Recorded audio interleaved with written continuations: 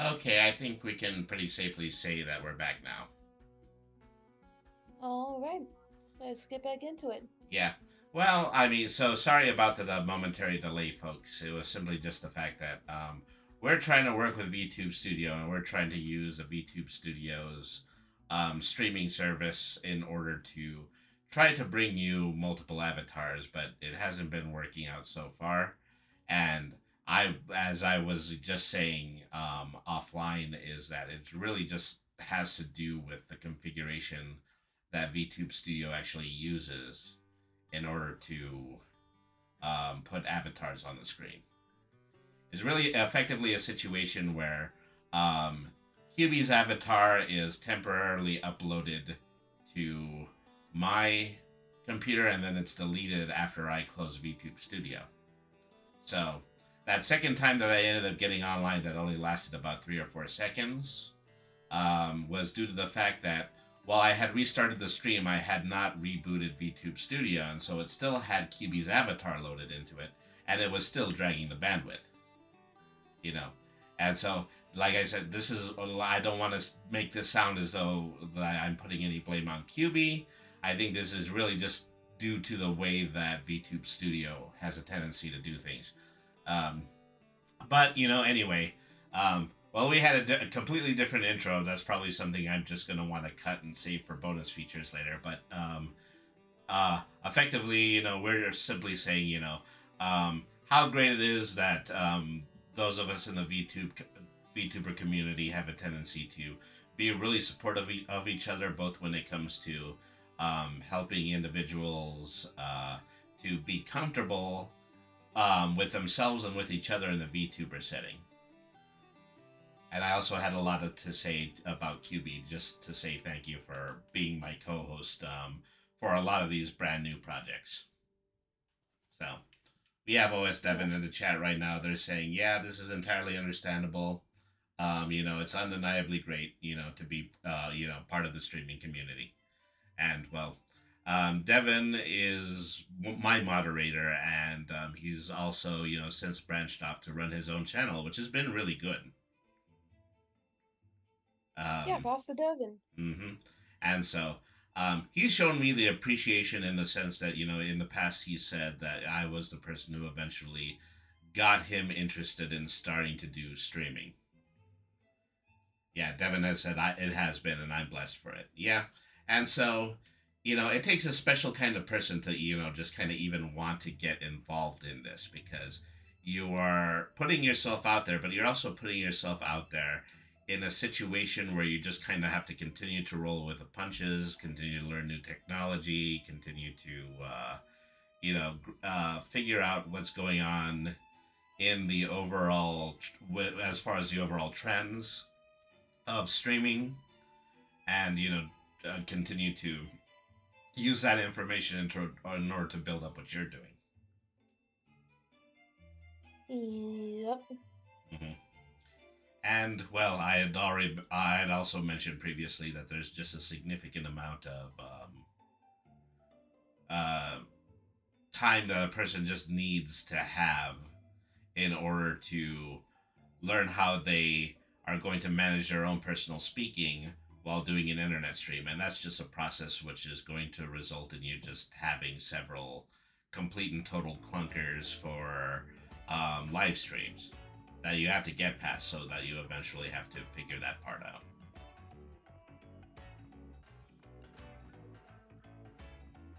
Yep, pretty much.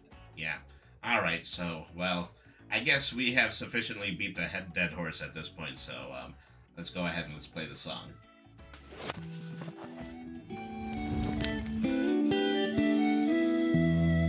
Meow.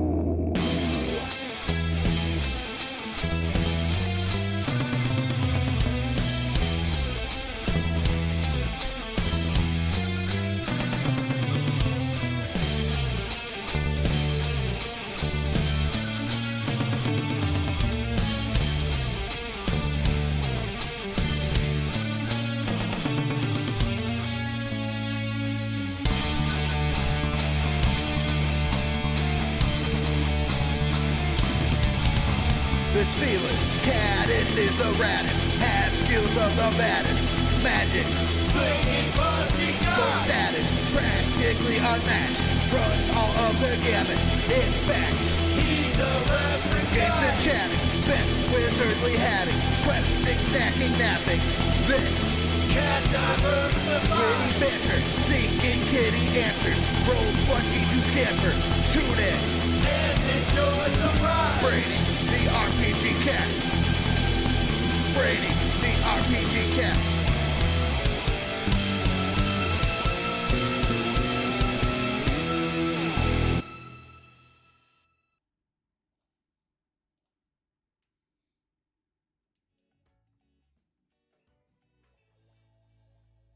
All right. I wouldn't even know what to go into if we were going to do a second half of this. So let's just go ahead and let's start the episode. Yeah, essentially. So anyways,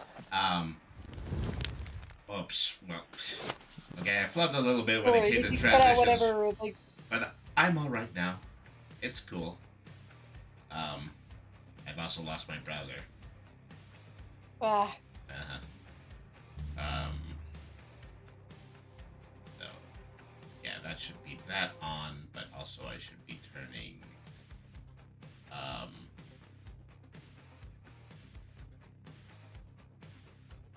that off. Okay, there we are. Okay, so anyways, hello cats and kittens, felines and felidae, humans and variety humans, and every race, class, and subclass. Welcome to another episode of Brady the RPG Cat. So, today's episode is the second episode of a brand new format that we have been working on that we like to call the TTRPG and sometimes Y podcast. This is a show where we pick a topic in the vast amount of errata in Dungeons & Dragons and some other popular tabletop games. And we discuss it with hope that eventually we're going to find out some universal truths about it. So, today's episode is all about the Ranger. And so, this is a topic that is very personally close to me, is, yeah, although the main issue is, it may not be very personable to most of the people who would be watching this, or even associated with D&D in general. Since the Ranger is so commonly overlooked. Yeah, and so I also, I've neglected to mention my co-star. This is QB, is nice enough in order to be on this podcast with me. And so, when I think of the Ranger, I have a tendency to look at, this image from the original Dungeons & Dragons cartoon. This cartoon existed only after the first few years that Dungeons & Dragons actually emerged as a tabletop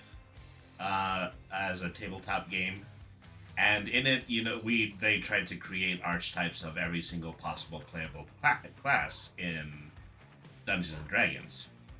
So of course we have the wizard, we have the shield master, the rogue, the barbarian, and the acrobat. And right there is the ranger, is the person who is questing almost exclusively through the use of a bow and arrow. OS Devin in the chat is saying, Rangers have also been neglected. EBF. EB, maybe TBA. Incredibly neglected, and basically, one thing that this archer character you see here is that he had a magic bow with unlimited ammunition. Mm-hmm. So pretty much the power of, every single D&D group just not caring about ammo. Okay, OS Devin says that's actually to be fair. Okay, so that is to be fair. And, well, if you were to look at this and if you were to think of these characters like the Scooby-Doo gang, then the Ranger would definitely be the friend. Yep, and not as abominable as something like Scrappy, but overall just, Kind of there. Just somebody who's been placed.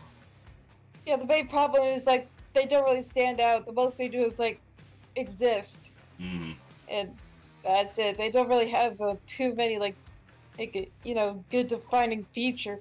whereas that other class is don't already cover in much better ways. Mm-hmm. And so to take a more modern perspective at the Ranger, we have this meme that I just pulled off of Reddit. So to put it in the machine voice, this is completely new. And I will be the teacher voice. Jeremy, this is the 7th video in a row you've reused features from Tasha's. Yeah, that's right. So, what Sheena's holding up in this picture is the proposed 6th edition version of the Dungeons & Dragons Player's Handbook. And what this meme is implying is that the fans are already seeing that this is just another, like, a reskin of, like older Tasha's Cauldron stuff. Mm-hmm. And, well, to suggest that, a lot of the Tasha's Cauldron of everything expansion of D&D 5e is basically what is placed into the revised Player's Handbook. Yeah, it's like, it's sort of gives you the vibe like they can't do better. Mm-hmm. So, this is the beta Unearthed Arcana article from 2022. So, we don't know specifically what is in the final version of the Player's Handbook right now, but this is the closest material that we have on it. And we're just going to scroll down here until we figure out what they had planned for Ranger. Class group expert, primary ability, dexterity, and wisdom. That's pretty normal so far. Creating a ranger, consult the following lists.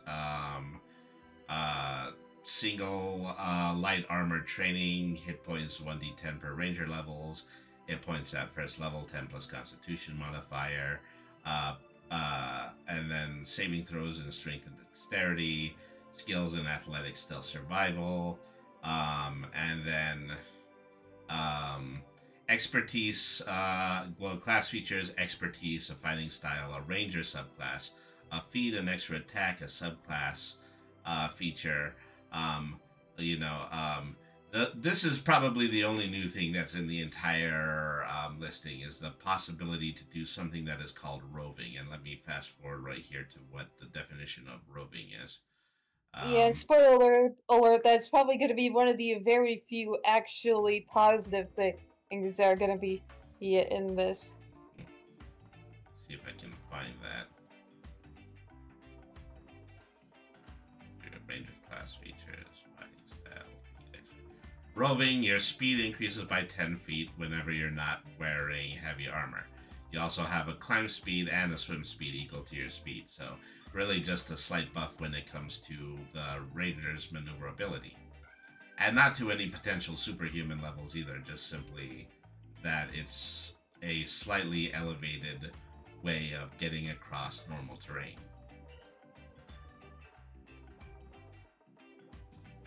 Yep, this is where we also throw in that, the Ranger usually has an ability called, favorite enemy, which is, when you really get down to the meat and bones of it, it's essentially the power of races to do extra damage to very specific kinds of monsters. Well, I was actually going to mention, favored terrain, which this version of the Ranger actually doesn't seem to have.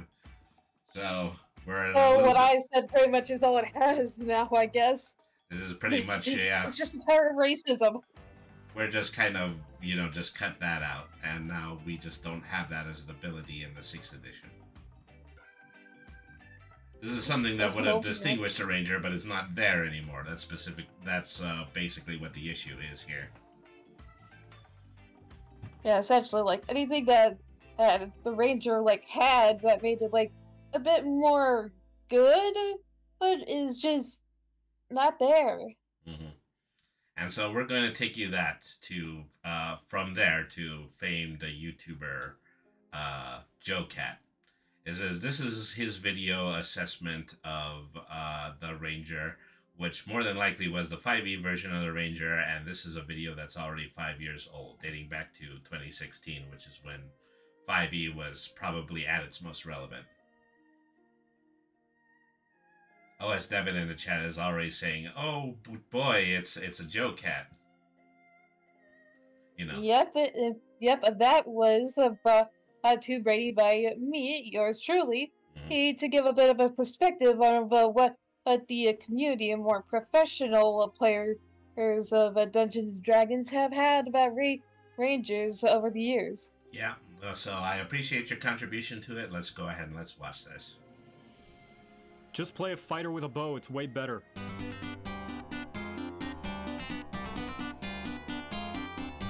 Alright, fine, I'll talk about the class. Ranger is the other of the bisexual style of classes, where it likes fighter, but it also likes druid and flips between the two depending on which one looks cuter at the moment. Hell, it even steals a few things from rogue because it's so indecisive, and despite the name ranger, you're not actually restricted to use any sort of ranged weapon in order to be effective. As far as combat goes, you get the usual fighter but not really fighter set of features. Fighting style, all weapons, extra attack, spell casting, d10 hit die, hey Macarena. From rogues, it steals the ability to channel your inner chameleon and blend into the environment. Except instead of hiding in the shadows and watching where you step, it's more like putting on makeup, so you need to take some time, have a good look in the mirror, maybe look up some tutorials while you're at it, then start over when you realize you were using the wrong shade of foundation. From druid, it steals some of that being one with nature flavor it's got going on, and a whole lot of spells, but not without a few exclusive spells of its own, like having a target explode a bunch of thorns when hit with a ranged attack, plant arrows in the ground and turn them into proximity-based fireworks, except the gunpowder is magic and the lights are bits of enemy brains, and single-handedly the objectively best ranger spell, Swift Quiver. Not for the unlimited ammo, that's dumb, nobody keeps track of their arrows anyway, but because it turns your ranged weapon into a rapid-fire machine gun. But Joseph, you said you don't need to use a ranged weapon to be effective as a ranger. Those all sound like ranged weapon exclusive spells. That may be true, however. Anyway, when it comes to actual unique ranger features, you can use the power of racism to decide what kind of creatures you're going to perform extra potent hate crimes on, and preferred terrain, where you can pick your favorite environment, and after trotting around picking flowers or litter, depending on what it is, you can become a fantasy Bear Grylls, which is basically real-life Bear Grylls, except with a kobold crew filming you instead. And if you worry that that sounds too situational, and that if you picked a forest terrain and the entire campaign took place in the snowy mountains would mean the feature would be more useless than a football player who got tapped on the shoulder and started clutching their knees crying in the fetal position, don't worry, you're right, and it is. What isn't situational is just about everything else involving the environment. You can sense what kids are trespassing on your lawn and then not have to worry about the weeds that might otherwise slow you down from catching them and giving them a good weapon! When it comes to flavors of the no really trust us, you can totally use melee and still be a useful class. You have Pokemon Trainer with a gun, like rogues but even dodgier, literally a monster hunter, thinking with portals, and pew pew pew pew pew! Alright, let's address the beholder in the room. The vanilla incarnation of the ranger has a reputation of being less useful when compared to the other classes due to questionable abilities and how they function. That's not to say the class can't be useful or powerful in the right circumstances, but some consider the ranger's situational and sometimes underpowered features to leave something to be desired. However, there's nothing wrong about talking to your DM about changing how certain skills work, if that happens to be the case, so that you can have more fun at your role-playing table. But you know what, at the end of the day, it's not about how many numbers you can do to the bad guys, but whether or not you can shoot spikes out of the ground while firing bolts from your heavy crossbow atop a feathered velociraptor. And now you know how to play Ranger, you're welcome. Okay, well, the Bush League educator in me is pretty apt to say at this point. Well, what did we learn from this? Is that how can we use this video in order to inform our opinion of what the potential issues might be with the Ranger build in 5th edition? Well, I believe what I gather from this video, and I agree with, is that the Ranger really doesn't have much going for it all by itself. Like Joe Cat here said, it takes quite a bit from a druid, a fighter, and a rogue. And overall, it doesn't really, even with like a couple exclusive spells and different exclusive abilities like all the other classes, it's still it's not really unique. Even like a magic caster, is like the wizards, sorcerers, bards, clerics, and warlocks all have incredibly different ways of how they function and work. Right? But the ranger is just like, okay, you cobble together whatever you can find from the donation bin, and you're just praying and that whatever you have will work. Mm-hmm. So I think okay. I don't even think I need to say anything from that point. I think you hit the nail on the head. Yes, directly on the head, and pretty much like Joe Cat said, like at the very start, Ranger can quite easily be replaced by something as simple as a fighter with a bow. And that alone would be far better than like a Ranger. Mm-hmm. Since a fighter has so many different and much better abilities than you would have as a Ranger at the same level. Devin in the chat is saying, so then why does the Ranger even exist? Well, I'd already That's offered the problem. I'd offered the opinion that the Ranger mostly exists because it was part of the original Dungeons and Dragons pantheon. It's there and it's still there, like some kind of vestigial body part. And, but when you put all the actual game mechanics and you compare the Ranger to the rest, yes, you see that it can quite easily be replaced by any sort of the different classes, really. Really, like if you wanted to like make a wizard like a nature themed or whatever, or if you want to have your bard also, or pretty much main something like a crossbow and also have a pet dog, you would pretty much be able to recreate a ranger or with a way better stat as with pretty much almost all of the other classes. And so, yeah, the main problem is that there's really no good reason for this to exist. All right, so we have a new chatter. Rackham Frackham says, Dungeon World pared down the single most important thing about Rangers to the companion. Yeah, I gotta scroll up to read the rest of that. And Pathfinder has 2 or 3 more Ranger classes. What with Avenger, which is probably just a differently defined character that is similar to Ranger. And in a lot of these arguments, Pathfinder tends to get brought up because Pathfinder is often said to be revising characters in places that Dungeons and Dragons has simply chosen not to build itself up to yet. Essentially, and what Pathfinder has already been doing with the Ranger for quite a while, like not even like Dungeons and Dragons is able to fix that with the new update for this class. Rackham Frackham again says, I guess you could designate Barbarian as the Primal Warrior counterpart to Druid, the Primal Caster, and Cut Ranger. I have to say that, very recently I did a fighter build. And my fighter build was simply so that I could create a more athletic character that somewhat bypassed the potential to create a Barbarian, but would have, feat and class skills that are exactly the same to Barbarian. Which means that I just effectively use 5e to rebuild a Barbarian, but within the fighter parameters. So we got all that going for us, which is nice. Yeah, but the main problem here is that the Ranger doesn't have anything like that for itself. And if anything, it quite lost whatever or it even had. Like the only updated god was that it got a little bit worse. Mm-hmm. Like not even way worse. It's just like mildly worse, which is somehow a much more bad of a fate than if it was made like way worse. Holly B from the 303, thank you very much for the tip of 69 bits. And also thank you, Devin, for putting Polly B from the 303 up in the chat. So please follow Polly B from the 303. He's a very close friend, and he's also been a supporter of the channel for a very long time. Thank you very much for tuning in. So, thank you.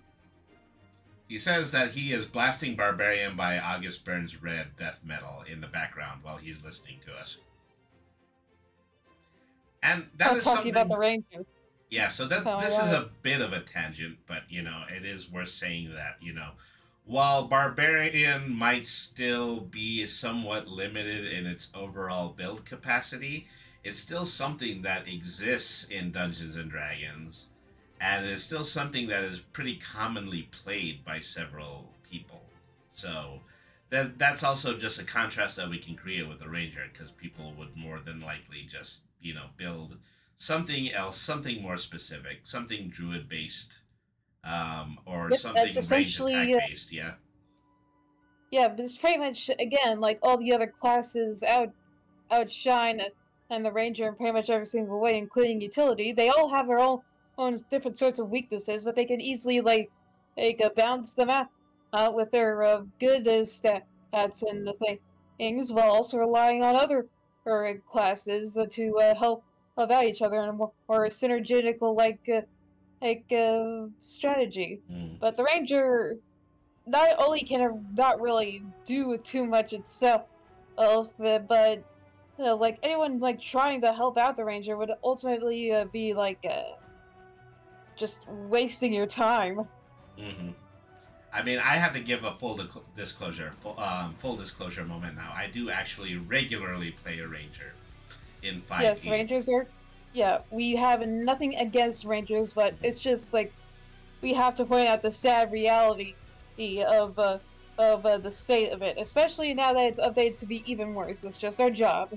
Well, as I'd have to say, is the reason that I continue to play the ranger is that for the specific reason that I think other people continue to play the barbarian is because there is something about the ranger that just kind of seems to pique my interest, that I find interesting, and that still I want to work within the limitations of what it created so that I could use that in order to form a more fully fledged character. Yep, that's also why I mainly stick to a warlock-esque characters. Mm-hmm. And well, I have fun with my own personal group, and they do all love what I personally bring to the table. Yep, I'm at his table. I can confirm he's amazing. Mm-hmm. So, I guess maybe the takeaway from that is simply that, if you're within the proper group, then you are more than welcome to play any kind of class, and your DM will allow you to work within the parameters of the game in order to give that class their own particular moments. Essentially the rule of cool. Mm-hmm. And so, let me go back to the expert classes form. So, something that is necessary in order to bring up to this point is the severe amount of limitations that are placed on the ranger in two major categories. One of them is the ability to prepare and cast spells. The other one is the ability to gain specific class features. And so, starting out at level 1, a ranger will have 2 cantrips and 2 first level spells. They both come from a specific ranger archetype list, which is in the back of the standard player's handbook. I think is that the general understanding of a ranger casting a spell is specifically that the ranger is not really casting a spell. Anything a ranger can do can be substituted with something that you could potentially be doing in the wild, such as setting a snare trap. Yeah, this method can be compared to paladins using spells, such as things like smite, although they're not really like full-blown spellcasters. Yeah, and so that is something that, okay, we could say potentially would be very advantageous to a ranger because they have their own exclusive spell list. That means that they can they have the potential to. I don't want to say that they literally do. They have the potential to do things that other classes cannot. Mentioned, like most of the ranger exclusive spells were mostly based on like a ranged weapon, and the bow and arrow, and that pretty much that actually genuinely debunked what you said that hey, you don't really need to have a ranged weapon in order to be good as a ranger. But even like with the exclusive spells, it's pretty much like forcing you to have to use a bow in order to be good at all. As OS Devon brings up in chat, he says, I cast Track Animal. And so, just compared to anything another potential magic user can do, that it can actually be pretty straightforward. Yeah, I mean, hell, a druid could probably just ask a squirrel or something nearby if they saw what they were looking for, and they just could do that. Mm. Well, ironically, this is actually something that endears me to a ranger because, the fact that you're effectively playing a great big Boy Scout, they have a connection to nature, but not a connection to nature that is just innately magical like the druid. Somebody who will, much like Kronk in An Emperor's New Groove, will be able to help out the party by passing out snacks, showing everybody through the nature trail and learning how to do oddly specific human things like learning how to speak squirrel. So yes, essentially just like a camp counselor. Mm-hmm. And well, you know, that's like your camp, like the campers are like different sorts of fantasy races, and that's pretty much it. Devin says, I like the mundanity of Rangers, its ingenuity and survival skills, and potentially Batman could be a Ranger. I agree with all of that. Yeah. You know, he's an then urban again, Ranger. There's also different sorts of classes that have their own sort of blandness to them that still outperform Rangers way better. Like once again, as Joe Cat said, fighters. Mm-hmm. And so you know, something called the most blandest of the bland of all D&D classes. Well, except for the fact that fighters have actually been pretty substantially built up, and so I think exactly. Fighters actually do like have the power in order to like actually hold up for themselves, and even though they are bland, that doesn't mean they're not good. Mm-hmm. For the Ranger, they're bland and bad. Okay, regret. I thought that I had fighter in this article, but I don't believe that I do. Yeah, fighters have given a much more significant kit. What needs to be said about fighters is that over time they have been significantly built up to be more effective characters in the current version of the game. And that is usually done by giving them what are called feats. Feats were a feature that actually became part of Dungeons and Dragons once they reached their 4th edition. And it used to be that, you know, it's possible for virtually every class to become feats, to gain feats. But from 5th edition on, that actually got a little bit limited to the characters who are not magic casters. Also, I got the fighter up here, and yeah, there's pretty much every sort of different flavor you could make a fighter. There's like the Arcane Archer, Banneret, Battlemaster, Cavalier, Champion, Echo Knight, Eldritch Knight, Sire Warrior, Rune Knight, and Samurai. All these can make them do incredibly different sorts of things depending on how you build them and what you choose. It's like the Eldritch Knight that actually allows them to use spells like on a similar level as the Wizard, except that they actually do have the amount of health that would allow it to take more than like a goblin sneeze worth of damage. Mm-hmm. My own fighter was mostly built in order to emulate a sports player, and we discussed that during our last podcast. That the character that I created, you know, just kind of and what I also created. Mm.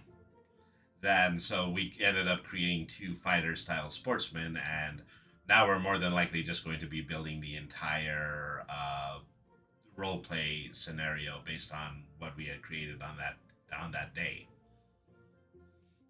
Yep. Hell, we might do it with whatever we do make on here. Who knows? Those features never written in stone. So Rackham Frackham says archery, dual wielding, favorite enemy terrain, animal companion, possibly dual classing into druid and nature cleric magic are what I can think of. Maybe not magical, but a warg-like connection to their animal. As opposed to, you know, just having an animal companion, which you only get if you're the Beastmaster subclass of Ranger.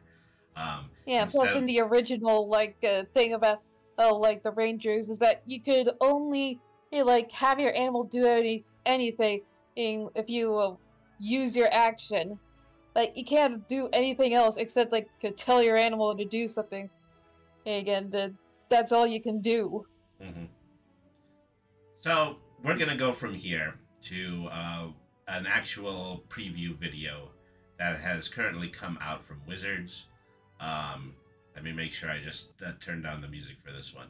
This is the 2024 Player's Handbook preview guide. So we'll go ahead, we'll put this in full screen and we'll play this. We're only going to look at a couple of sections of this.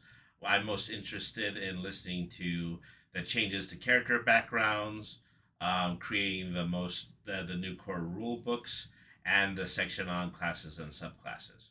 So we'll just go ahead. We're going to start with that first section, which is called Changes to Backgrounds.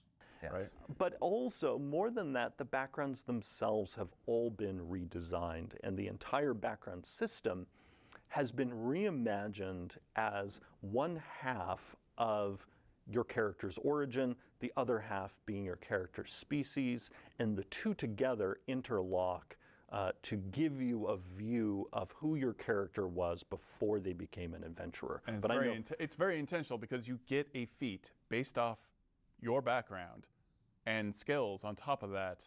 And that free feat really informs, like, well, of course, I would have this feat starting off because this is the background I come from. That makes perfect sense. I just like how that's tied together. And that also informs the ability scores. Yes, and I know we'll be digging deeper into character origins in one of our other videos. But one of the major changes for backgrounds is exactly that they now give you an ability score bonus, or rather set of bonuses. And this is actually going to be new even for people who were part of the Unearthed Arcana process, because in the final version of the backgrounds, each background now lists 3 ability scores. And if you select that background, you then choose how you want to distribute your bonus there. So you can either have +2 in one of them and +1 in another, or you can have +1 in all 3 of them. Mm-hmm. And so you have a tremendous amount of flexibility to pair different backgrounds with different classes, because what we wanted to do is make it so that the backgrounds were as flexible as possible to support as many different character concepts as possible. Okay. I'm gonna need a pause here. Okay, there is, I think there's quite a bit wrong here, like, what they're talking about, like, hasn't that just been what we've been doing ever since D&D was a thing? Well, let me go ahead and just like walk everybody through what the process is here. Is up to and including 5e, we've had the concept of background. Is that we consider where the character's origin was, where they came from, and then we apply 4 different traits to your character sheet based on what you choose in your background. And this is a way in order to, just create a gamified version of writing a character backstory. 5e was probably one of the systems that most significantly allowed you to pick a few advantages when it comes to creating your character background. Not the least of which was like how much money you're going to be starting with when you started the campaign. What kind of influence that you might have across other NPCs, and also the ability to gain another trait, like an ability to play an instrument and so on. The proposed change to this in the upcoming edition would be that choosing your background will also give you 1 additional ability score choice and 1 feat. We already talked about, feats and the diversity that they potentially bring to other characters. But that is to say, choosing backgrounds will give you access to a feat at level 1, which is actually a little bit better than it was in 5th edition. In 5th edition, you usually had to wait until at least you reached level 5 in order to gain a choice between getting 1 ability score increase or 1 feat. So you always had to make the choice between one or those other things. So, well, maybe, but it's just the way they worded it. It's like they thought it just seems to me, like my perspective is like they think we don't know how to make a backstory, like with backgrounds.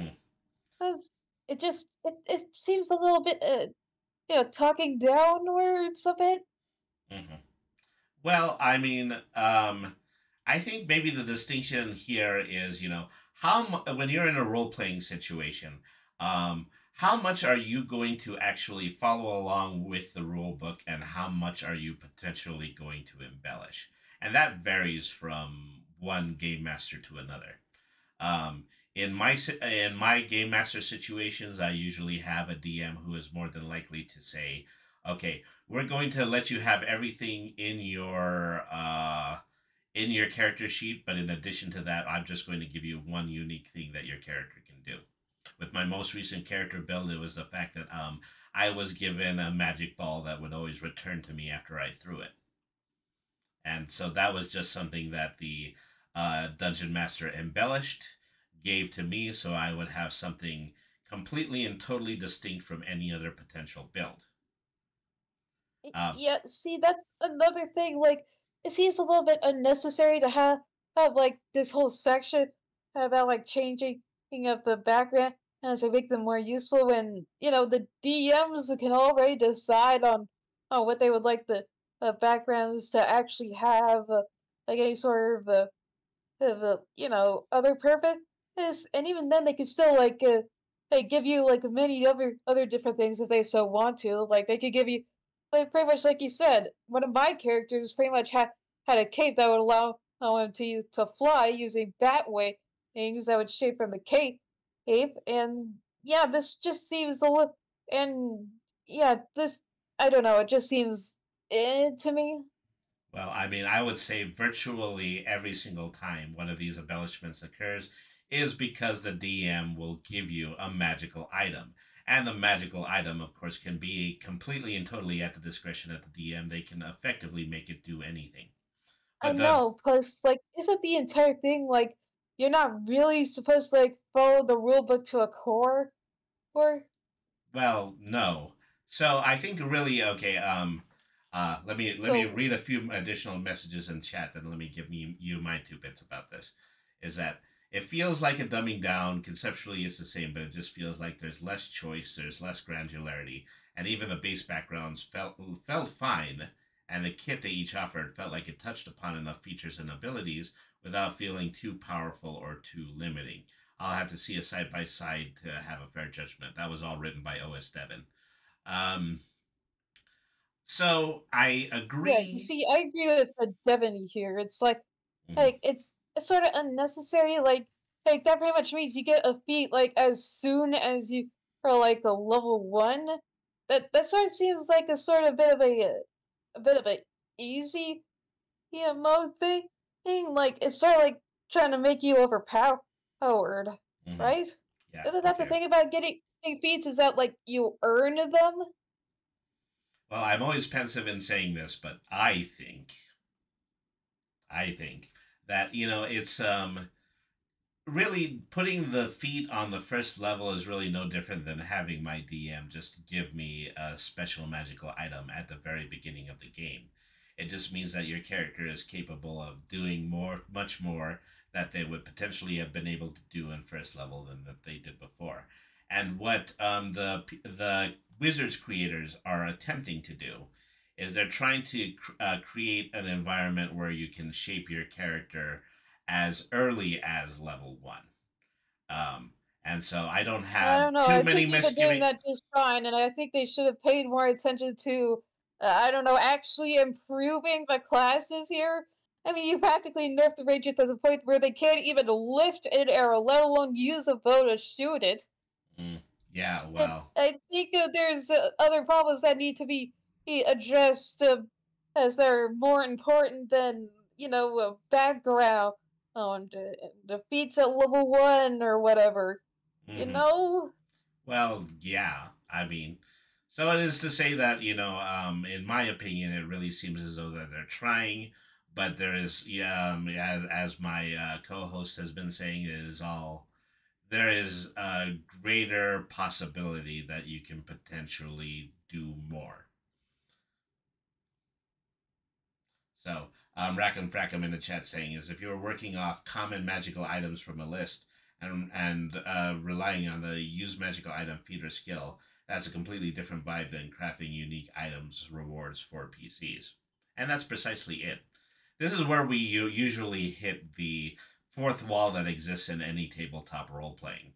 Is that inevitably the people who are creating the game, both as the DM and as the players, are going to make the embellishments that are going to be the improvement of anything that could potentially be written in a rulebook. That is why I say that even though they are trying in order to create a new environment here, all they can do is they can inevitably write it out in a book, and then it's going to be up to the people playing the book to make other types of choices.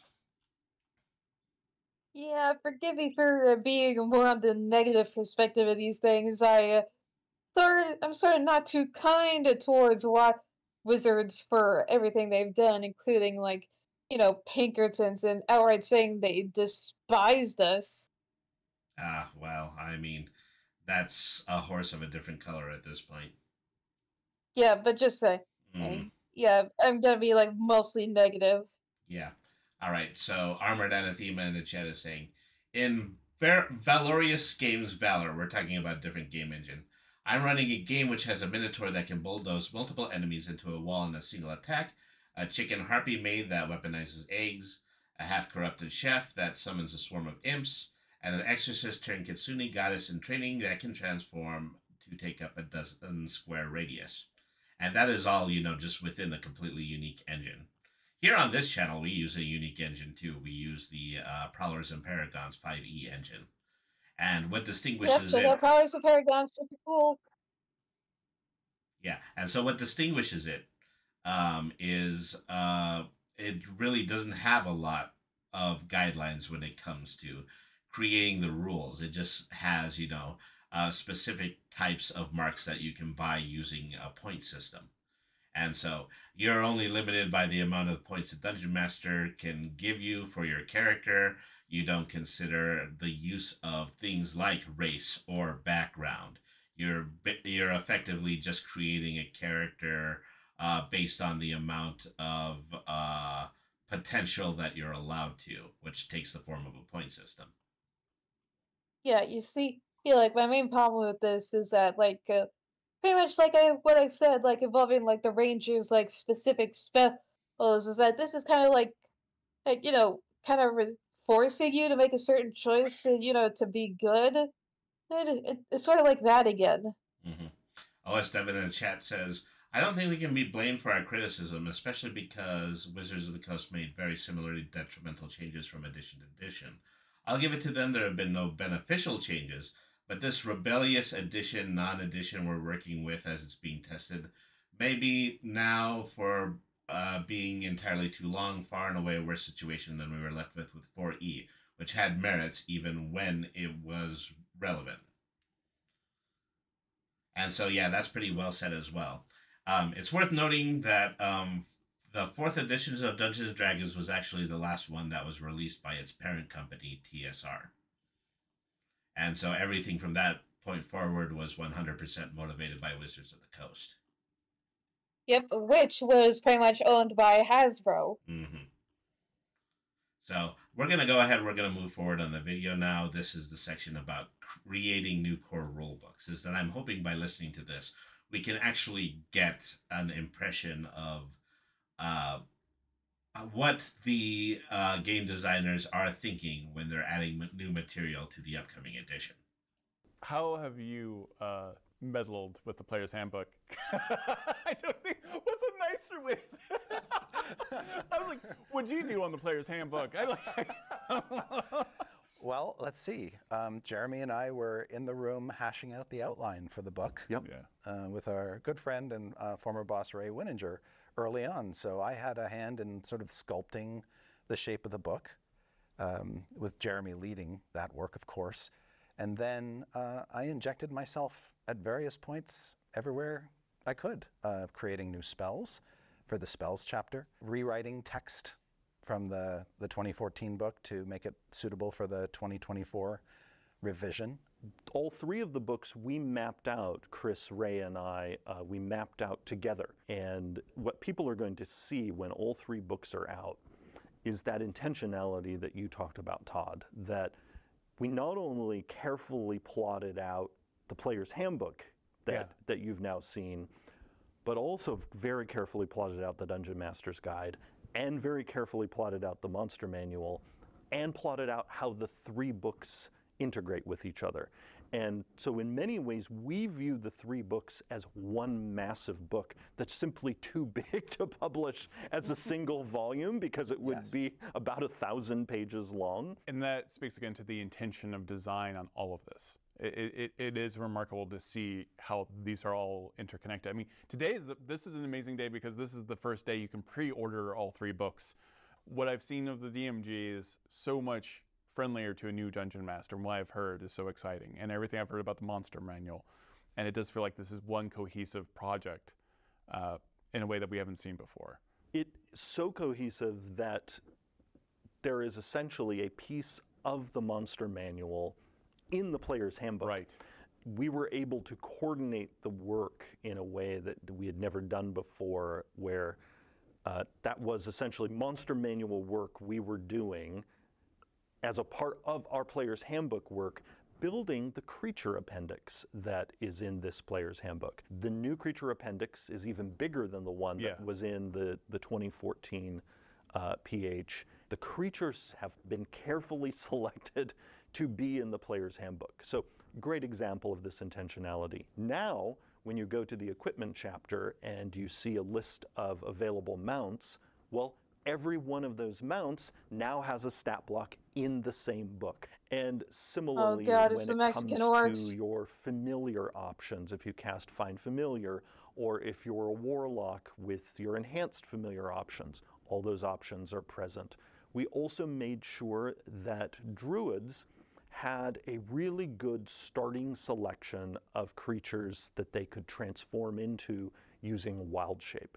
Now, our friends who use the Circle of the Moon subclass, they're still going to need to visit the monster manual eventually when they get high enough level, because we simply did not have enough pages in the player's handbook to have all the beasts that Circle of the Moon Druid might want available. But even for them, we have a nice selection of beast options so that you can start playing with your main features in this book using the content that is all inside this very book. Yeah, and because we have 10 years of feedback on the 2014 books, we also knew that we were going to be making some adjustments to our stat block format to make our stat blocks even easier to run and more fun to run. But that work is not confined only to the monster manual. Going back to the idea that this is a 1,000+ page book broken up into 3 pieces, that stat block revision work impacts all 3 books.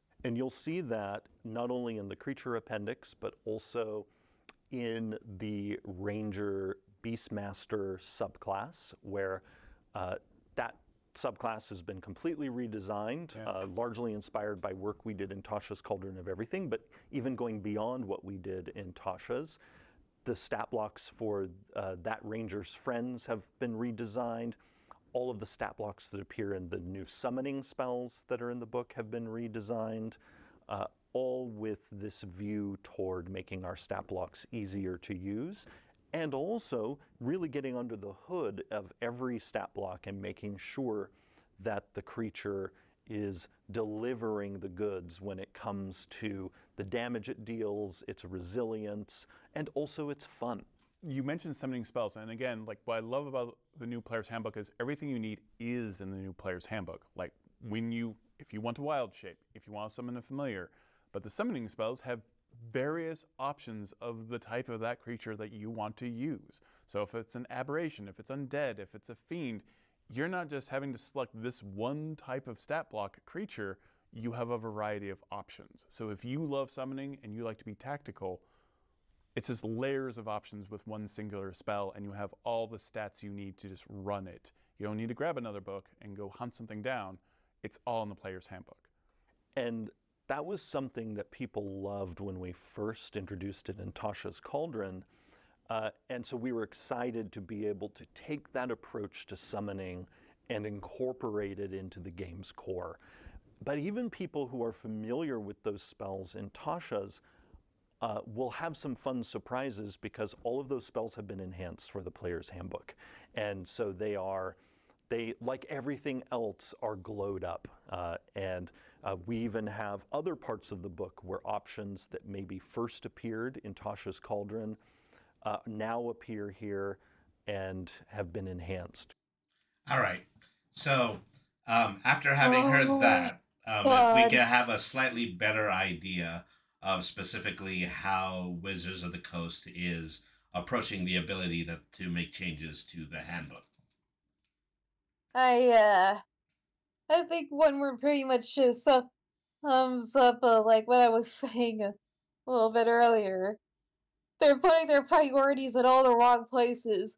It is so rich that they show the Ranger was specifically talking about, oh, we made the Ranger's companion and a friends more complex when they practically crippled the Ranger. I mean, so And we're they're trying just to illustrate to the player that we can make things that are a little bit more pizzazzy, that have a little bit more show to them. But in doing so, yeah, but we're show really isn't gonna do a lot when your character is pretty much unable to do anything, let alone actually be able to use this show and pizzazz effectively. mhm. Yeah. Plus, we already do things like pizzazz and style all the time, and pretty much all ever since Dungeons and Dragons or any TTRPG in existence. And so, come on, they were giving also they're saying over improving these other classes is which, in my opinion, did not really need uh, need the enhancements. Like they were already pretty good, but the ranger over here is just being completely ignored and if anything, pretty much getting stepped on in order to show up. Oh, we have these animals even more flashy. Yeah. And again, the ranger. er, I just can't get this out. I can't get Okay. over this. Well, yeah, we're going to have a significant amount of time to continue to rant. But first of all, let me just read this other message. This is from OS Devon. I don't think we can be blamed for our cynicism, especially because WotC made very detrimental changes from edition to edition. I'll give it to them. There have also been beneficial changes, but this nebulous edition on edition that we're working on as it being tested. Okay, I think I already read a significant amount of that. He also says, what I was going to say is that as well is that we're just being given isolated snippets without necessary content. Pretty much, it's unnecessary. Mm. That's what I feel about this. This specific thing is pretty much unnecessary. You guys really could have improved the ranger, but instead you you make the animals more flashy and with more style. He also Really? asks, QB, are you or someone you care about a ranger by any chance? Huh? Well, of course, at the end of every one of these episodes, we do create original characters, and for this one, we did choose to create rangers. So we know Yep, that. we have in fact have. Yeah, so QB definitely does have a ranger, and I've already said that I've played ranger. I You pretty know. much have a character of pretty much any single class you can imagine. Mm-hmm.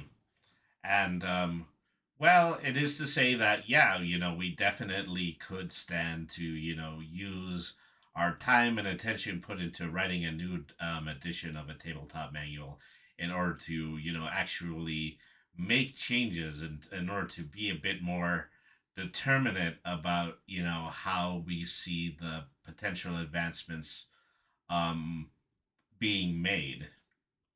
But um, as I said, is that this is also just something that tends to teeter totter because we've already described two potential ways in order to write a TTRPG manual. One is to do very little and just allow the parameters of what the player is going to do stand in for anything that wasn't specifically written, which is what Prowlers and Paragons and this other one mentioned by Armored Anathema, various games, Valor. Those are what those manuals tend to do. And then in contrast, we have something like Pathfinder, which was also mentioned by a chatter, where, just everything that it can potentially happen is written in some form in the manual. So we know that whatever we might potentially do, we have the support of the manual in order to provide guidance for us. Yeah, you see, what I see here is that this is pretty much the combination of the worst of those two things. Both of the worst two of those things are just melded into one, right here. Mm-hmm. Sure, we all love a little bit of themes. We love aesthetic, but you know what we would really appreciate? Actually important things not getting completely ignored. Would you say that this is non-committed? Really, yeah, really non-committed. It just seems like they're. It just looks like what people do is like they try to like reskin a product and say, "Oh, it's new. See, it's shiny and flashy. We made it all colorful." Well, when in reality, it's still just the exact same. I mean, but if anything, it's even more bland when you look at it closer. Hmm. It just feels like depthless marketing, It just comes off like as out of touch. completely They're just missing the disingenuous. point of it. Yeah, thank you, OS Devin. Is it comes off as out of touch that they're just missing the point.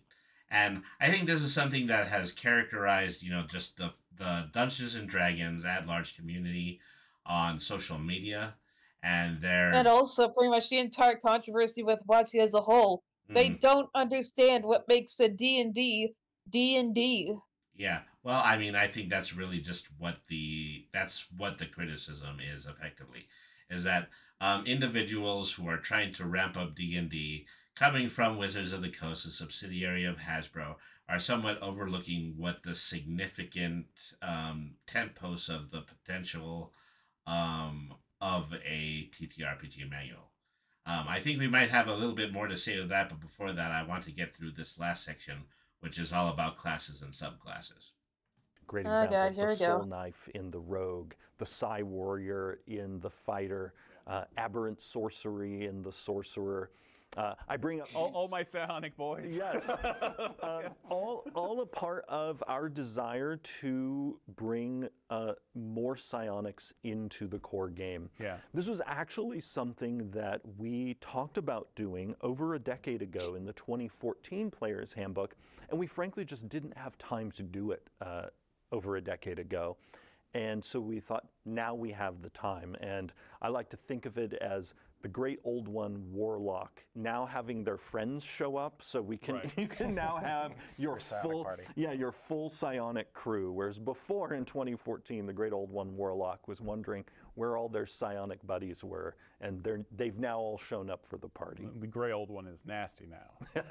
In gray all old the one best is new ways. and super nasty. It gets in your head literally to have some nice advantages in combat. Yes.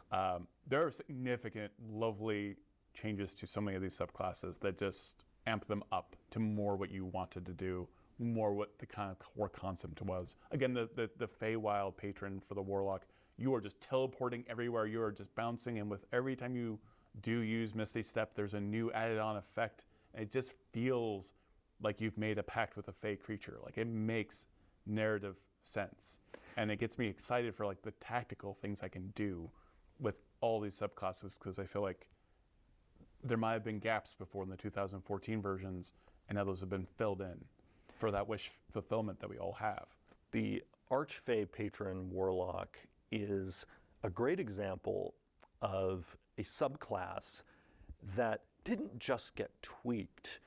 It's basically a new subclass. Yeah, absolutely. And this book has 3 brand new subclasses that have never appeared in a D&D book before. We have the Circle of the Sea in the Druid, we have the College of Dance in the Bard, and the Path of the World Tree in the Barbarian. But again, just as the Archfey patron warlock has been so redesigned that it's essentially a new subclass, there are other subclasses like that as well. The Warrior of the Elements in the Monk has been so heavily reimagined, it's essentially a brand new subclass. The Beastmaster in the Ranger, essentially a brand new subclass. And when we do videos on individual classes, we can dig deeper in other subclasses like them that are essentially brand new. And then we have other subclasses that are going to feel very familiar to people, while at the same time having brand new options inside them. And again, remember that like Weapon Mastery has left no class that uses Weapon Mastery untouched. Like, that has changed the game. Yes. If you're a Paladin, if you're a Ranger, a Barbarian, a Rogue, a Fighter, the game is different now. Absolutely. Every single class that is weapon focused, your play experience is going to be different now and more fun and more tactically interesting because of Weapon Mastery. weapon mastery is so juicy that through feats, we've also made it so that even if you're a member of a class who doesn't get it, you can take a feat to dip your toe into the weapon mastery pool. Just as we've always had a feat that allows non-spellcasters, the Magic Initiate feat, to get a little bit of that spellcasting flavor. I feel like the feats have also focused more on that wish fulfillment of, there's like the Skulker feat, and that has changed, where you really feel like, okay, now I can like attack in combat and not necessarily reveal myself. There's new features that make you feel like this feat, how I feel it should play, is playing that way now. And there are way more feats. There are a lot of feats. But this book has 75 feats in it. Yeah. And it includes not only a suite of feats that are for first level characters that they get through their backgrounds, but we also now have epic boon feats that unlock for you when you reach level 19. And then between those epic feats and your what are called origin feats that you get at first level, you have many of the feats that were available to you before in the 2014 Player's Handbook. Okay, I'm gonna have to cut it off here because we're getting a little bit more off, slightly off subject here. I want to say right off of the gate, they're doing an enormous amount of.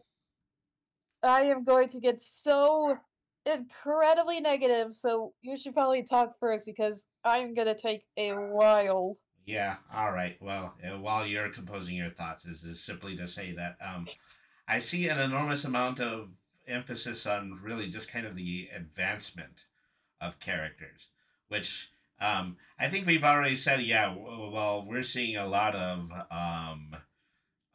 changes that are being made to later parts of the manual, advancements when it comes to the manual.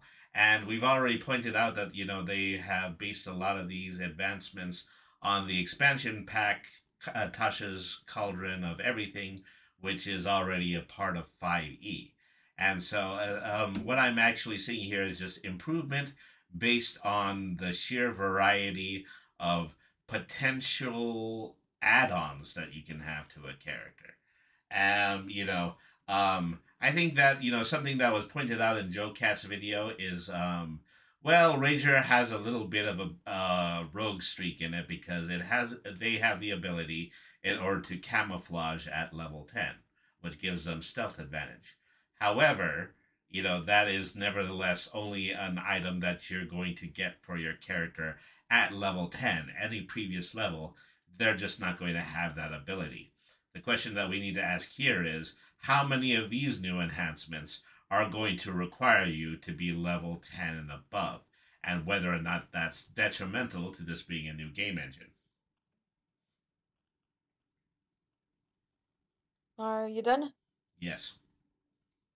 All right.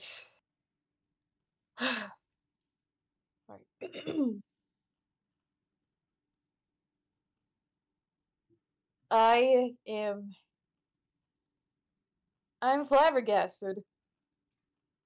The fact that they are focusing on subclasses, not really because they're introducing new ones, but brand new subclasses.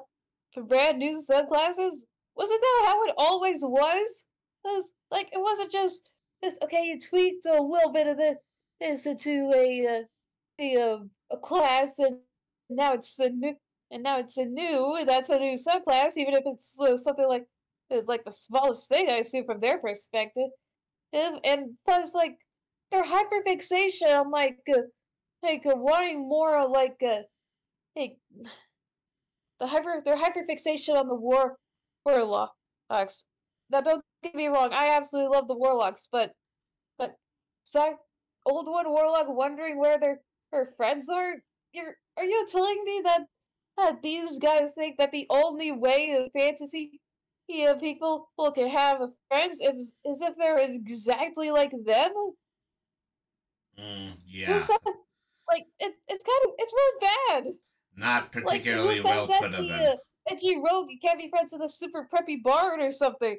And like the fact that they're like saying great old ones, like, oh, this is pretty much one specific thing, like the Thad of the Archfey. It's like they have no idea of all the different things that make up of those different patrons that can make them all so unique. Like you can't like it doesn't always have to be like you made like a patch with the great old one. That means you're a psychic. It doesn't always mean that. Like one time, I had a warlock that is basically an undead that was brought back to life by the elder god Nyarlathotep because like his family died off before they could pay Nyarlathotep a debt, and so yeah, he's pretty much a technically living mummy. And these guys just seem so closed-minded. I mean, come on, Circle of Dance? Hasn't it always been like a circle? Hasn't there always been like some elements of dance in like every single bard college there is? I would venture to say that a circle of dance is really just kind of like a bit of personal flair a player character would give any character, as in to say that yeah, exactly. They always cast their spells by using dance. Yeah, exactly. That's the flavor. Like it seems way too clear to me that these guys do not care. They're just clumping all of it together, hoping that it'll just like oh whatever they won't care about that as long as it's got their favorite clackety clack whatever on it. And if we just say these certain things, they won't care. Mm-hmm. All right, let me take a moment in order to scroll back up chat again. Let's see, so good. Again, it feels like pandering. Again. Okay, Rackham Frackham says relaunching 5e for people who got into D&D from those popular podcasts and YouTube series. It's been so long since 5e set of this 5e set of 3 core books. This will let them get the D&D background micro transactions stink off of the potential new version. OS Devon says the primary issue with 5e Rangers is that they simply do not have a unique identity. They add nothing that other classes cannot just do as good or better, and as a side effect of that. And as a reply, pretty much what's worse about that little problem is that these people who are making these books, seem to not even care about fixing things like giving more lower classes their more of an identity and more, or all that certain kinds of flavor they were talking about earlier. They just completely walked over the Ranger the entire video. Mm-hmm. Again, OS Devon says that's a pretty apt description of what this relaunch reeks of. This doesn't feel like a refined iteration. It feels like a relaunch. They're seeing it, but again, as if it were some other beast entirely never before done. But why? Exactly. It's just like whatever. It's pretty much like what movies do with their older films, and just making a 101 in the live action and saying it's a new and even better. And it's not. If anything, it's worse. And it's fair. It's so clear to me that these people are just pandering. They really cannot care about the depths of a D&D and the depths that the community will go to fix things themselves. The community has already made so many different improvements to things like the Ranger and backgrounds and all sorts of other things on their own just for the love of the game. But these guys, they're just hollowly pretending to care, or just so they can squeeze out our money. Well, it just feels heartless, soulless, and I hate it. Mm-hmm. I mean, so I think, the bleeding line that we probably run across here is, how much does a manual need to provide for its players in terms of the versatility of creating characters, and how much of that actually needs to be left up to the player? I think is probably the best way to look at it is a meme that I saw where it was like a Simpson comic where like a Simpsons thing where Lisa was standing in front of a sign that was pretty much said the D&D rulebook saying, hey, follow these rules or don't. I'm a book, not a cop. Mm-hmm. And that's what I think these sorts of things should be. Mm-hmm. Like, hey, here's how we the invasive things, you could do things like this, or you could change it up. We're not really gonna stop you. Do whatever you want. Mm-hmm.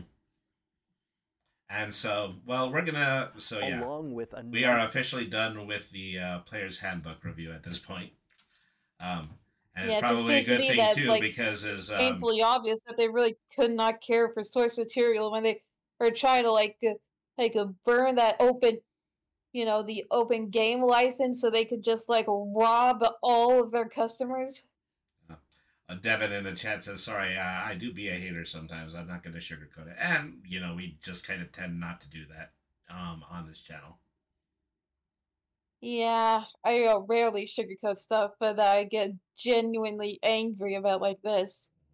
Pineapple Cat 530, thank you very much for rating with a party of one. Yeah, hello, thank you, Pineapple Cat.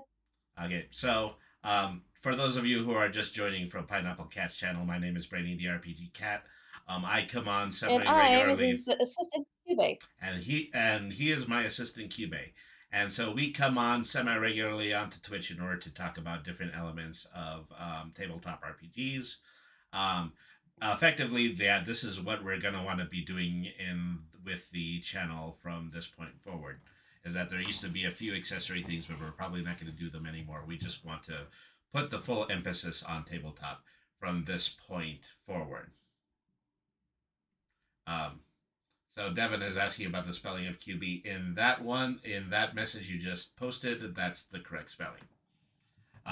Yep, absolutely correct. CKYUBEY. Cube. Haas mentioned you before, so I thought I would send my one guy over here. Can you give a shout out to Hoff in the chat, please, Devin?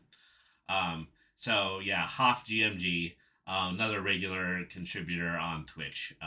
Also an individual who is in the middle of working on a startup called Great Media Games, which is going to be an independent trading card seller. Yeah, check him out sometime. Yeah, go check out Hoff. Give him some guild support, or All right, so we're gonna make at least a furtive attempt in order to end all of this on a high note. Is that this is an article that came out in the middle of 5e. It's dated 2016. And so this was an attempt to provide a separate revision of the Ranger that appeared in the player's handbook in Dungeons and Dragons 5th edition. So people had already comes from none other than Unearthed Arcana. Mm-hmm. And so, unfortunately, throughout the life of 5e, this was not adopted. But this is still something that's worth bringing up because there were people that were in Wizards of the Coast actually making an attempt to make a rule book improvement to the Ranger. Okay, so let me see if I can get something out of the summary here. The Ranger's status as a sore spot for players has been a cause of concern for a while, and so today we present a new revision of the Ranger that retains many of the elements of the existing class. A lot has changed, so it's best to simply dig into the new material to get into a sense of how it feels. But what I'd like to address here is how the D&D game will evolve in the future. Any change as dramatic as rebuilding a character class requires planning, verification, and a clear, easy implementation. The planning phase goes back to our review of playtest feedback. We review data and read anecdotes on Reddit, forums, and social media, while trying to decide if addressing the issue is worth the potential disruption to the game. In this case, we felt that a few factors combined to push for a change. Many players want to play Rangers, but very few are happy with the class, which held its place at the bottom of the class power rankings by a significant margin. The class's individual features are also fill the top 10 list of lowest rated individual character features. With our course set for a revision, we've spent the past year experimenting and gathering feedback. We believe that if something doesn't hit the mark the first time, we need to take our time and make sure our path to the solution is the right one. So the tinkering of the Ranger led us here to this latest update. So this is good, as was already said in that preamble, is that this is going to be incredibly similar to the Ranger that's already in 5e. But let's see if we can point out what the significant differences are. So that we can come to an understanding of what specifically they tried to improve. All right. First of all, right here, hit points at first level 10 plus your Constitution modifier. Higher levels 1d10 or 1d6 plus your Constitution modifier per ranger level after first. That gives the ranger a significant amount more HP than they have in the original version of it. So yeah, proficiencies: light armor, medium armor, shields, saving throws, strength and dexterity. Okay, favorite enemy first level. I mean, so with that was been so colorfully referred to as um, advantageous racism is just the fact that at the first level you have the opportunity to choose a specific monster type, including beast, fey, humanoids, monstrosities, or undead, and you get +2 damage to damage rolls with weapon attacks, making the indication that you're much more skilled at fighting that kind of monster as opposed to other types of monsters. Um, you also learn one language of choice, typically one spoken by your favorite enemy. Natural Explorer, that's all the same. Let me see.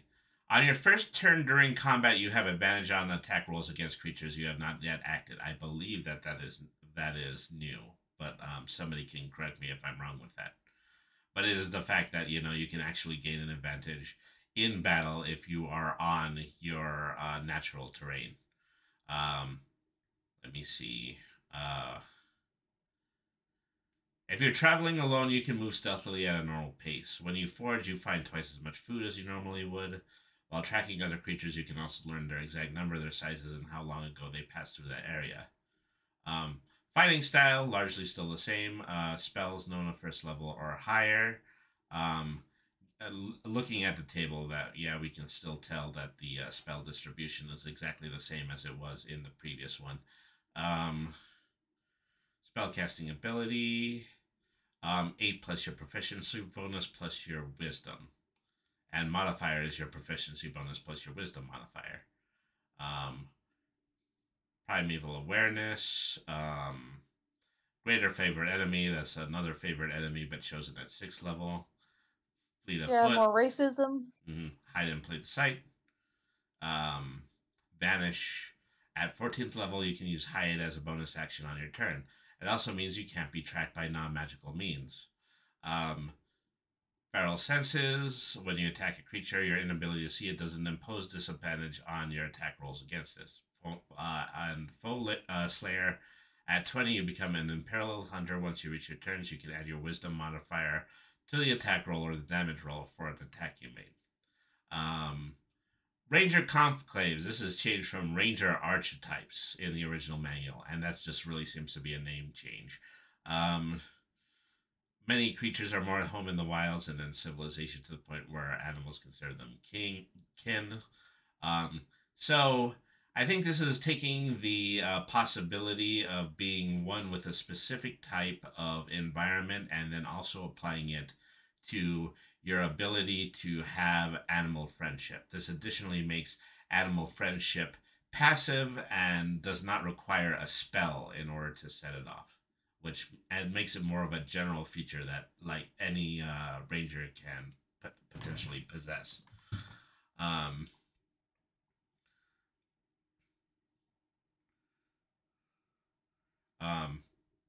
So Companion's Bond still loses multi-attack, which is also the feature of 5e, and that's unfortunate. The companion obeys your commands as best you can. Using Natural Explorer feature, you can move it stealthily in a normal place. That's all normal. Expanding companion options. Depending on the nature of your campaign, the DM might choose to expand the options for your companion. As a rule of thumb, a beast can serve as an animal companion if it's medium or smaller, has 15 or fewer hit points, and can't deal more than 8 damage with a single attack. In general, that applies to creatures with a challenge rating of 1/4 or less, but there are exceptions. Coordinated attack. At the 5th level, you and your animal companion form a more potent fighting team. When you use attack action on your turn, if your companion can see you, it can use its reaction to make a melee attack.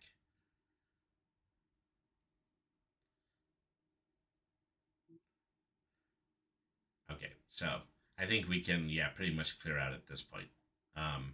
Yeah. So yeah, there are a few improvements on this, but they're still being pretty significantly wary with the material here.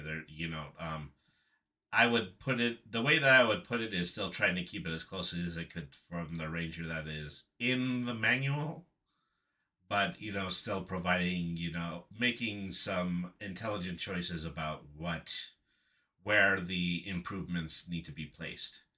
And it is to say that at the end of all of this, this was never adopted as an official guidelines for the Ranger in 5e. I'm pretty sure there was some DMs But that it's used shame it as an instead of exception. Wizards is just like being lazy and then, if anything, making Ranger even worse. Hmm. And well, that's where we can say that we were here now, and that's what actually prompted this episode.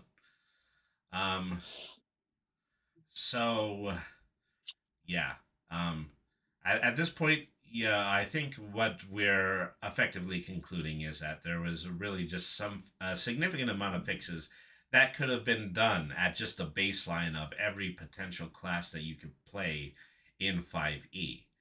And we feel like that sort of thing just might not have been made. Instead, a lot more focus and emphasis was put on the expansions of characters, specifically expansions of characters that are inspired by and then improved upon the material that was already in Tasha's Cauldron. Rackham Frackham says, with all this curation of existing content, the hope is you can just read a fan made guide for what subclasses are fun to play at what level ranges. Yeah, and so I figure that inevitably that's where people are going to find themselves, and it's a little bit regrettable because I think that's the way most people also just ended up using 5e. Yep, pretty much. All right, so we're getting close to the end of our time, so this is where we do a little exercise that we're planning to do at the end of every single one of these podcasts. Is that we have each created a character, and so what we're going to do is we're going to show you our characters, and we're going to illustrate what we've been able to do with the material given to us in the guidebook, but also elaborate on the very unique changes we're also capable of making as players. So this is the one from QB. This is the character image. So you can start telling us about your character. Yep, my version of Ranger is pretty much one of the oldest versions of one of these that became popular in media. The cowboy, or in this case, the cowgirl. Well, you see, with her name's Jackie, and she is essentially a farmer. Her, but like how her family in like their little community with other family members works, is that they use their exceptional strength to pretty much punch trees so hard that it knocks off like the produce that they would have had that they then pick up and bring in. Mm-hmm.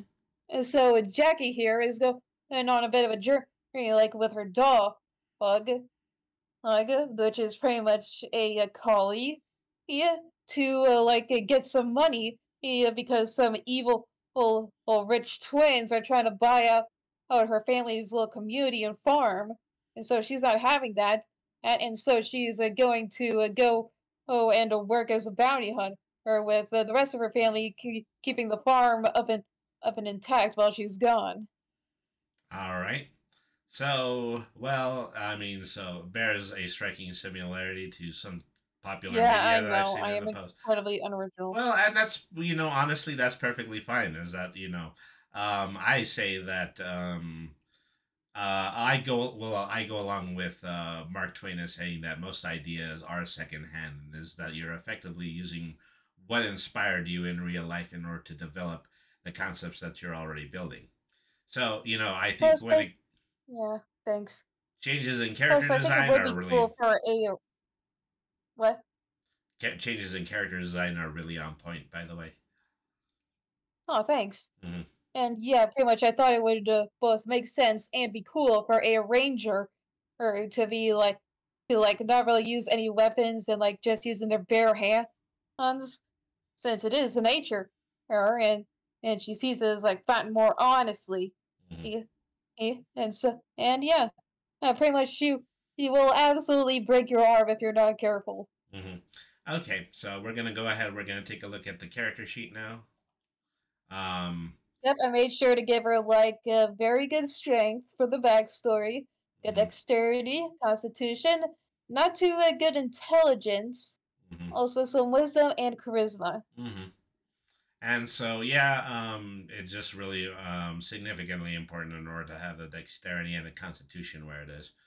Um, 14 armor class, 64 current hit points is virtually like making a combination of a ranger and a tank. Yep, pretty much. Mm-hmm. Much like this was be like a certain kind of ranger that I would like fit it more into like the fighter, paladin, or barbarian sort of style, Mm-hmm. So features and and it would make traits. sense with pretty much the old like family traditions, like to use your sheer strength to like harvest stuff from your crops. Ups.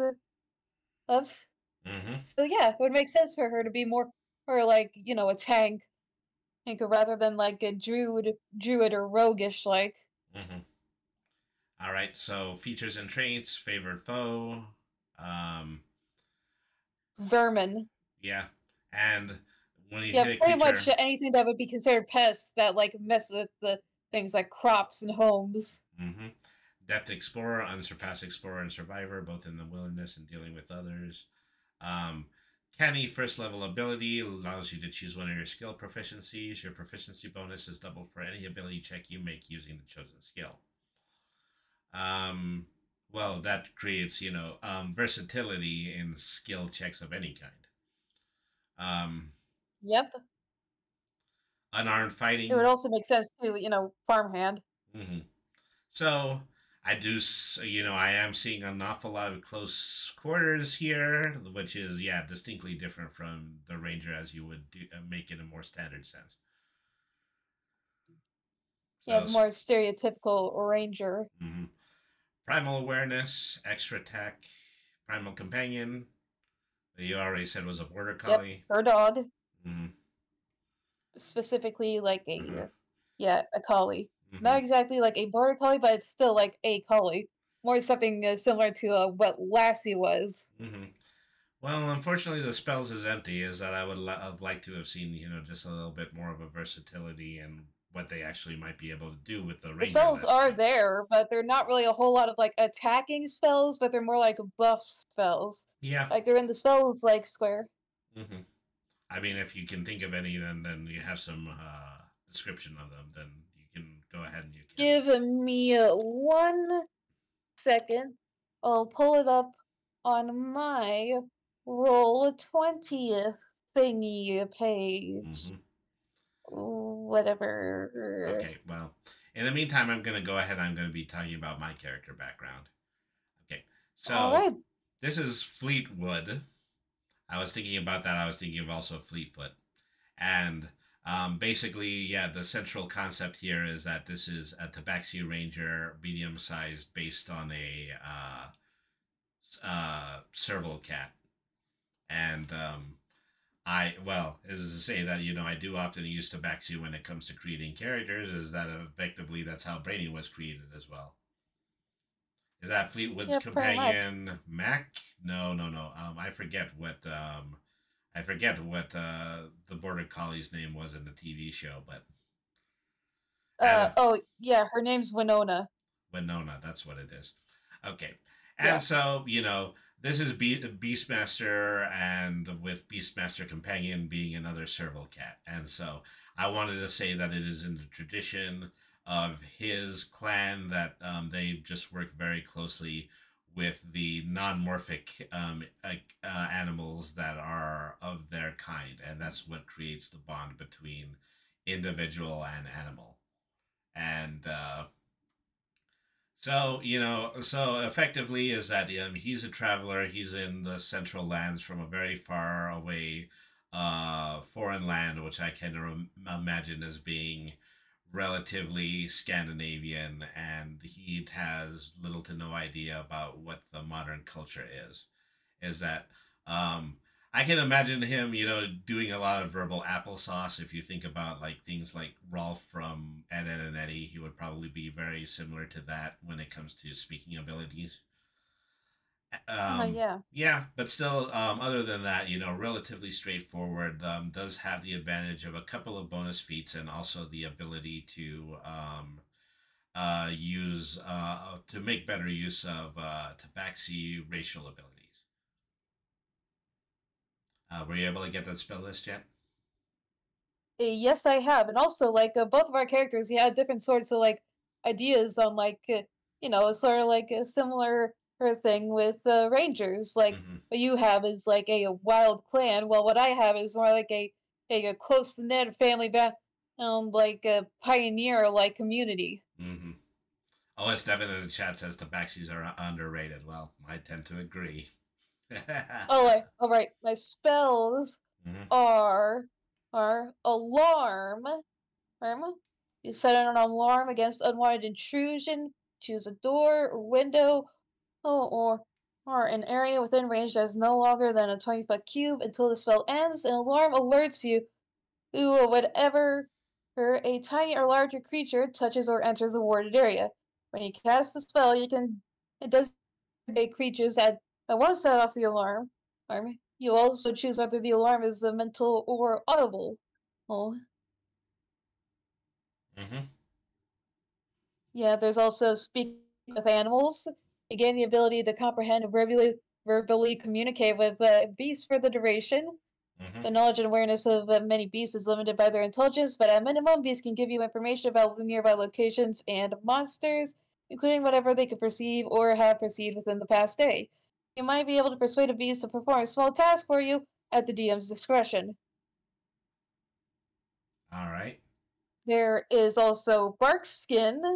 Mm-hmm. And you touch a willing creature until the spell ends. The target's skin has a rough, bark-like appearance, and the target's AC can't be less than 16, regardless of what kind of armor it's wearing. Mm-hmm. There is an option for, well, Winona to, like, attack. Mm-hmm. Heck, there is a Beast Sense. You touch a willing beast, so for the duration of the spell, you can use your action to see through the beast's eyes and hear what it hears, and continue to do so until you use your actions to return to your normal senses. We can clearly see at And this the point. last, I'm sorry, the last one. the last one is Animal Messenger. By the means of this spell, you can use an animal to deliver a message. Choose a tiny beast you can see within range, such as a squirrel, a blue jay, or a bat. You specify a location which you best have visited, and a recipient who matches a general description, such as a man or woman dressed in the uniform of the town guard, or a red-haired dwarf for wearing a pointed hat. You also speak a message of up to 25 words.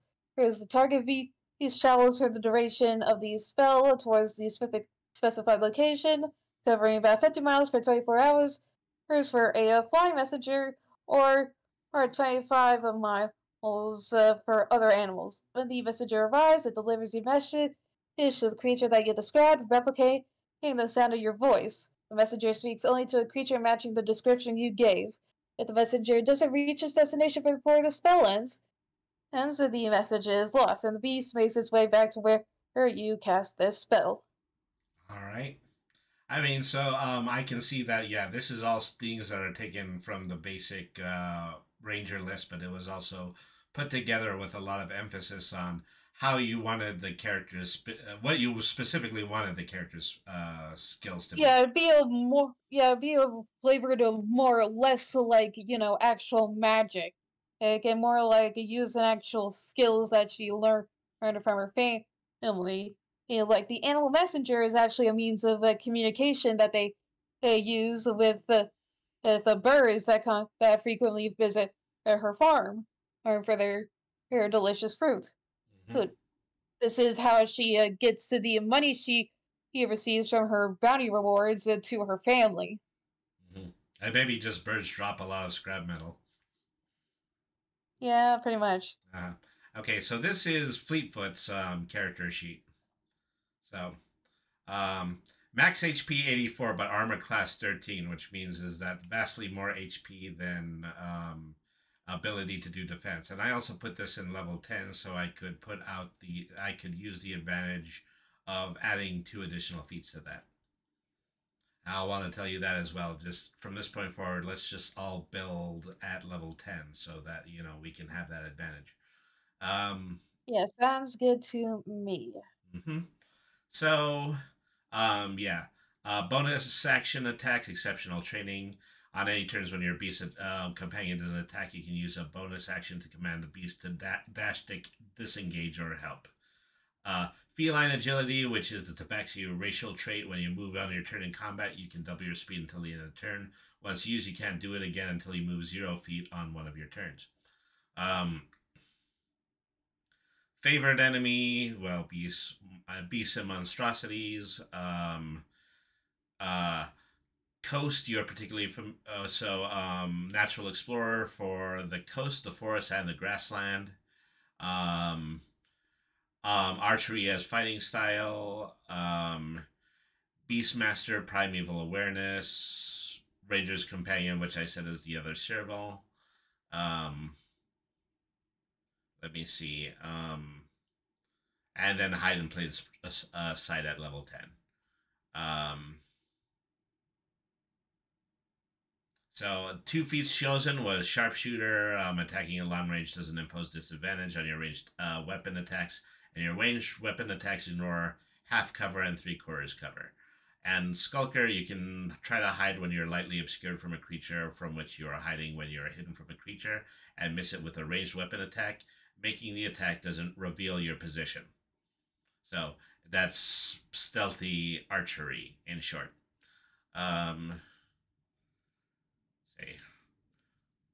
I missed my spells too. I guess I just didn't populate it either. We both made the exact same. Yeah, right there. But at any rate, so once again, here is Fleetwood, and then here is Jackie. And so over on Twitter, at Brainy the RPG Cat, I'm going to be posting both of these images in a poll where people are capable of voting on which character they consider to be the better design. But in the meantime, though, is let's go ahead and let's head back to that first image and let's give our closing opinions on the discussion that we had today. Oh, music back up first. Now we can do it.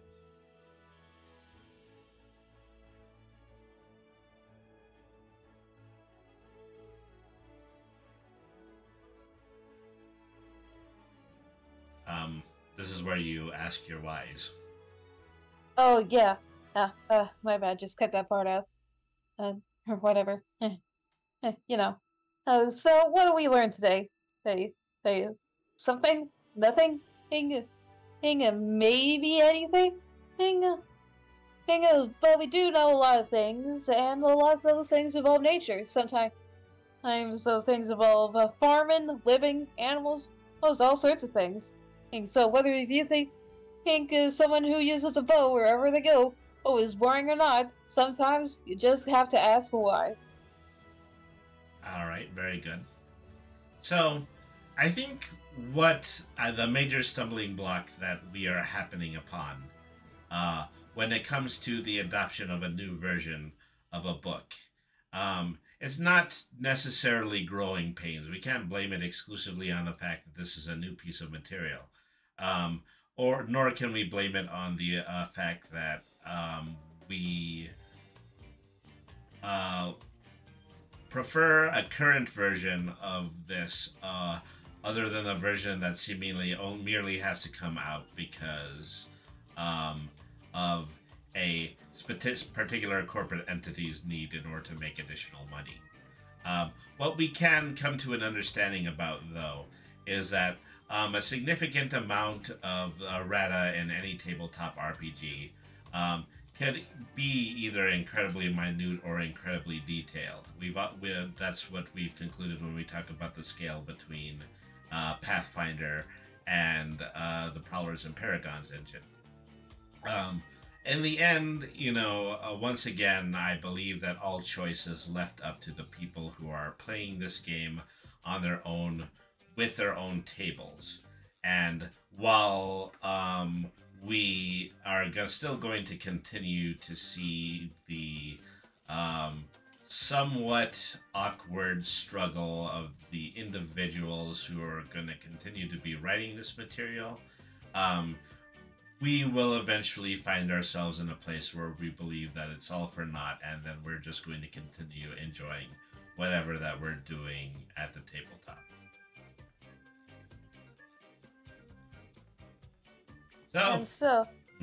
With that, this will be the end of tonight's episode of TTRPG and sometimes why. Stay tuned next week for whatever we'll be covering then, and or whichever Sunday.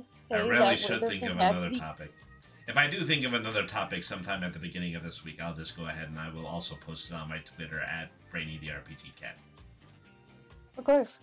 In the meantime, thank you everybody who participated in chat. Thank you, OS Devin. Thank you, Rackham Frackham. Thank you to... Yes, thank you all. Thank you all for coming. Thank you to... being beautiful, lovely people. Yeah. And, who was the third? That was, Armored Anathema. Thank you. Pineapple Cat, Armored Anathema. Thank you for the raid, Pineapple Cat. You know, thank you to Polly B from the 303. Thank you, by mention, thank you to Hoff GMG.